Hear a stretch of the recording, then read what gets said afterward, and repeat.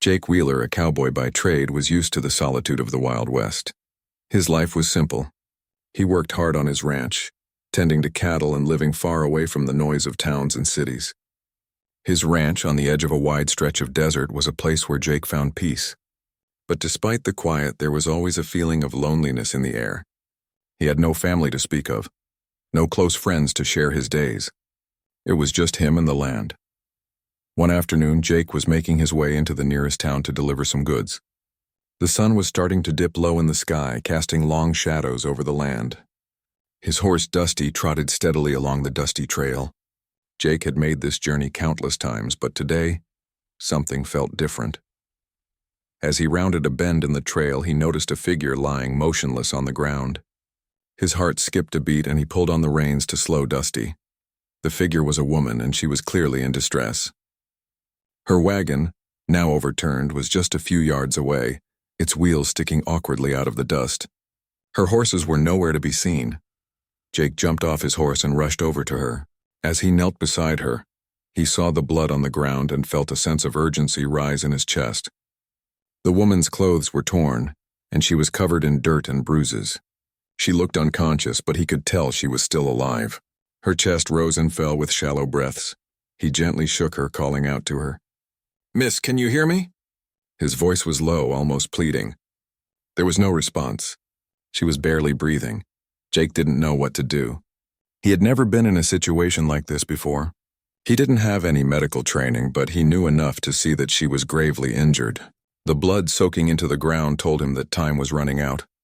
His mind raced as he tried to think of a solution. There was no town nearby, no doctor to help. He looked around for anything that might help her, but all he saw was the empty desert and the overturned wagon. It was just him, her, and the open land. Jake had always been a man of action, someone who never hesitated when faced with a challenge. He took off his coat and used it to cushion her head. Then, without thinking, he gently lifted her into his arms and carried her back to his horse. The woman was light, but her weight still made it difficult to carry her for long. He set her on Dusty's back, making sure she was secure. He had to get her back to his ranch, but it was a long ride, and the sun was beginning to set. The air was growing colder, and Jake knew they had to move quickly. He urged Dusty forward, pushing the horse to a fast trot. The ride felt endless, and every minute that passed made Jake feel more helpless. The woman's condition seemed to worsen.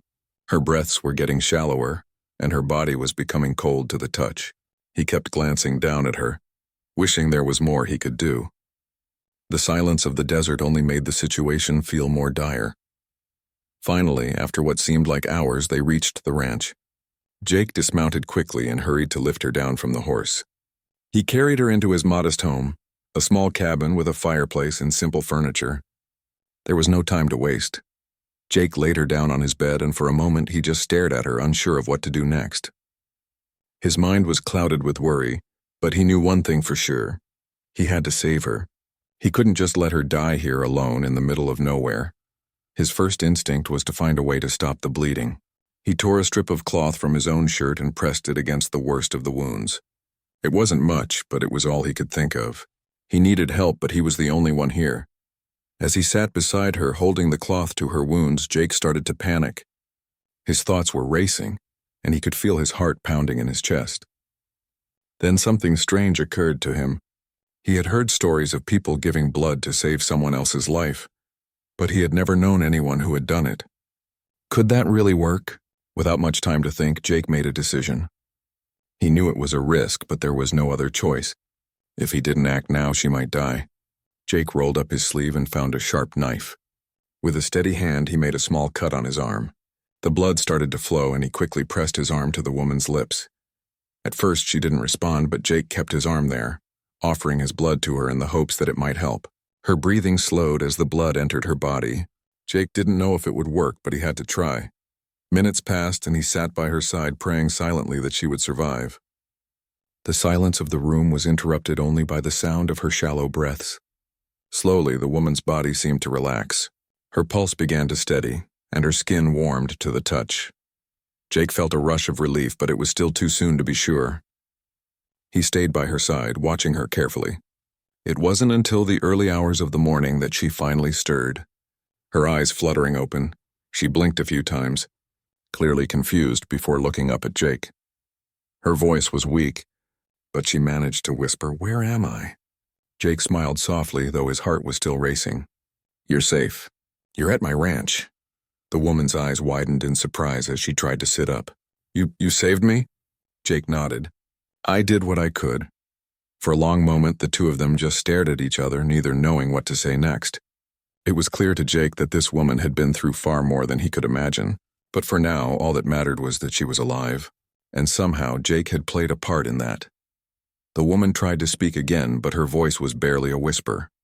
"I don't know how to thank you." Jake simply shook his head. "You don't need to thank me.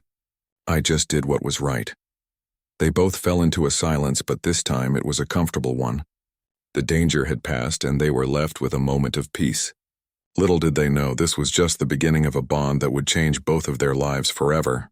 As the days passed, Emma's condition improved slowly but steadily. The blood that Jake had shared with her seemed to work wonders. She was no longer on the brink of death, and for the first time since her accident, she could breathe without the sharp pain that had plagued her. But while her physical wounds healed, Emma couldn't shake the strange, unsettled feeling that lingered in her mind. She woke up every morning, greeted by the smell of coffee brewing and the soft sound of Jake moving about the cabin. He was always there, checking on her, making sure she was comfortable. His presence was both reassuring and overwhelming. He had saved her life, but Emma didn't know how to feel about the strange twist of fate that had brought them together. She hadn't asked for this, and yet she found herself relying on him more than she ever imagined. Jake, too, found himself struggling with the consequences of that night. The decision to give her his blood, something he had never even thought of before, had turned out to be more than just an act of kindness. Emma was alive, but she was carrying something more than just his blood inside her. It was the child she hadn't expected, the child he hadn't planned on either. Jake spent his nights sitting by the fire, lost in his thoughts. He had never been a man of deep emotions, but now, in the quiet of the night, he found himself reflecting on everything that had happened. He thought about Emma, about the bond they had shared in that moment of desperation, but he also thought about the future, her future, his future, and the baby that was now growing inside her. What was he supposed to do with all of this? Meanwhile, Emma tried to process everything. She hadn't asked for this pregnancy, hadn't asked to be saved in such an extraordinary way, but as much as she tried to push it away, the truth was undeniable. She was carrying Jake's child. And though it terrified her, there was a strange connection she couldn't ignore.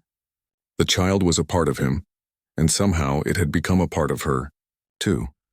One evening, as the sun began to set, painting the sky with hues of orange and pink, Emma sat in front of the cabin, staring out at the horizon. The air was crisp and the world seemed still. She could hear the distant sound of cattle lowing in the pasture, and for the first time in a long while she felt at peace. But it wasn't the kind of peace she wanted. It was the kind of peace that came with an overwhelming sense of uncertainty. She had no idea what the future held, no idea how she would raise a child in the middle of nowhere without any family or support.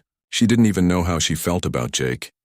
He had saved her life, yes, but they were still strangers in many ways. And yet the more she thought about him, the more she realized that he wasn't just the man who had given her blood. He was a man who had cared for her when she needed it the most. He had stayed by her side when most would have turned away, and that meant something. As Emma sat there deep in thought, Jake approached her. He hadn't meant to interrupt her, but when he saw her sitting alone, he couldn't help but join her. He sat down beside her, his large frame taking up more space than usual. There was an awkward silence between them, the kind of silence that comes from two people who don't know where to start. Finally, Jake broke the silence. "How are you feeling today?" Emma glanced at him, her eyes softening. "Better, much better. Thank you." Jake nodded, his gaze drifting to the horizon as well. For a moment, they just sat there, the sounds of the land filling the space between them. The sun was low, casting long shadows across the earth. It was beautiful, peaceful even, but Emma couldn't shake the feeling that this moment was fleeting, that everything they had was hanging by a thread, unsure of what would come next. "I've been thinking," she began, her voice quiet but steady. "I don't know what to do. I never asked for this, any of this." She paused, her hands folding in her lap. "I never asked for you to save me, for you to share your blood with me, and now there's a child inside me. Jake looked at her, his expression unreadable. He could see the turmoil in her eyes, the uncertainty that clouded her thoughts. He understood more than she knew. He didn't know what to do either. He hadn't asked for this, but he couldn't deny the reality of the situation. They were in this together whether they liked it or not. "I didn't ask for it either," Jake said, his voice low, "but it's done now. And you're alive, and that's what matters. I'll help you. I'll help with the baby. You don't have to go through this alone." Emma looked at him, her heart heavy with the weight of his words. It wasn't just the fact that he had saved her. It was the fact that he was willing to stand by her even when he didn't have to.